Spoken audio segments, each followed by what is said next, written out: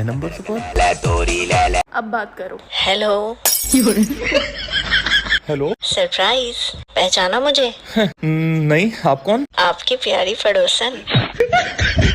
अच्छा, तो नए नंबर से कॉल क्यों करी? आप ही ने तो कहा था कि मेरा नंबर आपकी बीवी को पता चल गया है, इसलिए मैंने आपसे बात करने के लिए नया नंबर लिया है। तो क्या बात करनी है आपको? क्या बात करना होगी? आपने तो मिलना तो छोड़ो, बात करना भी छोड़ दिया है बीवी के डर से। वैसे मेरा आज कुछ रोमांटिक बात करने का दिल है, तो ये बताइए, एक किस के बाद क्या होता है?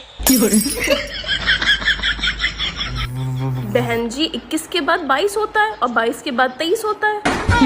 इतनी सी बात पूछने के लिए आपने मेरे हस्बैंड को परेशान किया। रखिए फोन। देखो इन्हें ये पड़ोसन पक्का अनपढ़ है, तुमसे गिनती सीखना चाहती है, वो भी फ्री में। गोद में